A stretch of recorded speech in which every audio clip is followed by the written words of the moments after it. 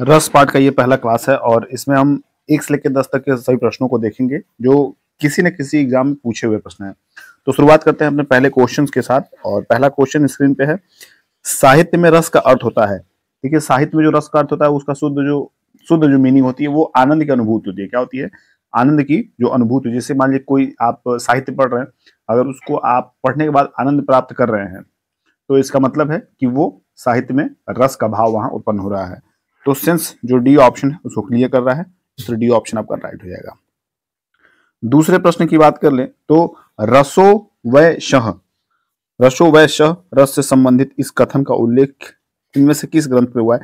देखिए, ये इंपॉर्टेंट प्रश्न है, इसको आप चाहें तो इंपॉर्टेंट श्रेणी में रख सकते हैं। तो इसको आप अंडरलाइन करिएगा। रसो व शह किस वेद में, किस ग्रंथ में आपको मिलता है? तो ऋग्वेद में, अग्निपुराण में, तैत्तिरीय उपनिषद में या नाट्यशास्त्र में। तो इसका जो राइट ऑप्शन हो जाएगा वो हो जाएगा तैत्तिरीय उपनिषद में। क्या हो जाएगा? तैत्तिरीय उपनिषद। बात करें तीसरे प्रश्न की तो दिया है कि इसको थोड़ा समझने वाली बात है क्योंकि ये लंबा आपका शब्द है। इस शब्द को समझने के लिए आपको समय देना पड़ेगा।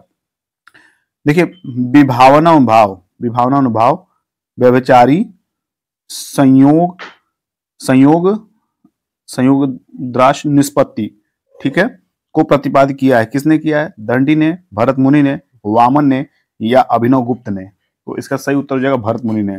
भरत मुनि ने अपने नाट्यशास्त्र में इस रस की व्याख्या करते हुए इसको व्यक्त किया है।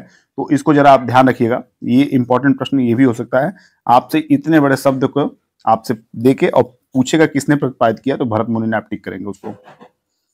चौथे प्रश्न की बात कर लें और उससे पहले मैं फिर कहूंगा जो भी लोग चैनल पर नए हो या पहली बार आए हो, चैनल को सब्सक्राइब करें, साथ ही बेल आइकन प्रेस करें और अपने सभी साथियों को इस क्लास शेयर करिए जो कहीं ना कहीं उस एग्जाम की तैयारी कर रहे हो जहां हिंदी का रोल बहुत ज्यादा उसमें अदा कर रहा हो। तो किस भाव की परिपक्व अवस्था को रस कहा जाता है? तो अनुभाव कहा जाता है या विभाव को या संचारी भाव को या अस्थायी भाव को? तो आपको जानना बहुत आवश्यक है कि अस्थायी भाव को परिपक्व अवस्था कहा जाता है। क्या कहता है? रस का जो है परिपक्व अवस्था अस्थायी भाव को कहा जाता है। अस्थायी भाव की परिपक्व अवस्था को रस कहा जाता है।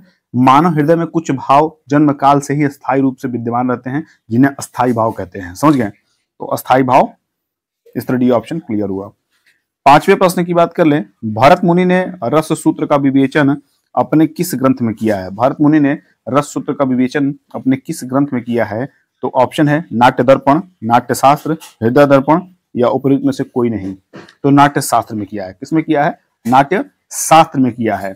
याद रखिएगा कि रस सूत्र का जो विवेचन है भरत मुनि ने वो किसमें? नाट्य शास्त्र नामक ग्रंथ में किया है। अगला क्वेश्चन 6 नंबर का है। क्या है कि रस निरूपण के प्रथम व्याख्यात थे। रस निरूपण के प्रथम व्याख्यात कौन थे? तो भरत मुनि थे। याद रखिएगा भरत मुनि। भरत मुनि आपके बहुत ही इंपॉर्टेंट पॉइंट है, इनको अगर आप अच्छे से पढ़ लेंगे तो आपको हर हाल में एक प्रश्न इससे देखने को मिलेगा, यानी कि 1 नंबर जो है आपका हर हाल में इससे फिक्स होगा। 7वें प्रश्न की बात कर लें तो दिया है कि वाक्यम रसातम, रसातक काव्यम कहने वाले आचार्य हैं। तो इसको आपको बताना है। तो इसका जो ऑप्शन है वो मम्मट है, विश्वनाथ है, भरत है और राजशेखर है। तो जो सही ऑप्शन हो जाएगा वो विश्वनाथ हो जाएगा। याद रखिएगा विश्वनाथ ने वाक्यम रसात्मक काव्यम, इसकी जो है कहने वाले जो आचार्य थे वो कौन थे? तो विश्वनाथ जी थे, आचार्य विश्वनाथ। अपने किसमें? साहित्य दर्पण में। किसमें? साहित्य दर्पण में। तो बी ऑप्शन राइट हो जाएगा। 8वें की बात कर लें तो दिया है कि सही विकल्प चुने। सही विकल्प चुने। अब देखिए रस के बाद आपको यहाँ ऑप्शन दिया है, मतलब फिल इन द ब्लैंक्स है, इसको चुनना है। तो जो रस है वो इन चारों ऑप्शन में से क्या है उसको बताना है। विचार स्वरूप ब्रह्मा है, मूर्त स्वरूप ब्रह्मा है, आनंद स्वरूप ब्रह्मा है या आहार स्वरूप ब्रह्मा है? तो आनंद स्वरूप ब्रह्मा है। क्या है? आनंद स्वरूप ब्रह्मा है। काव्य को पढ़ने सुनने से उत्पन्न होने वाली आनंद की अनुभूति को ही रस कहा जाता है। यह आपको मैं पहले बता चुका हूं। तो आनंद स्वरूप ब्रह्मा है। तो इस तरह आपका जो सी ऑप्शन है राइट हो जाएगा। 9वें की बात कर लें तो दिया है कि भरत मुनि के अनुसार रसों की संख्या है। तो भरत मुनि के अनुसार रसों की संख्या कितनी है? तो भरत मुनि के अगर अकॉर्डिंग चलेंगे आप तो आपको 8 देना पड़ेगा। 8 कितना? 8। और कौन कौन से हैं वो मैं बता रहा हूं यहाँ पे। आपका पहला श्रृंगार हो जाएगा। क्या हो जाएगा? श्रृंगार। इसको आप नोट कर लीजिए। दूसरा क्या हो जाएगा आपका, दूसरा हो जाएगा हास्य। तीसरा आपका हो जाएगा रौद्र। चौथा आपका हो जाएगा करुण। पांचवा हो जाएगा आपका वीर। छठवां हो जाएगा अद्भुत। सातवां हो जाएगा विभत्स। और आखिरी यानी कि आठवां वो हो जाएगा भयानक। तो इस तरह भरत मुनि के हिसाब से यानी कि इनके अकॉर्डिंग 8 रसों की संख्या है।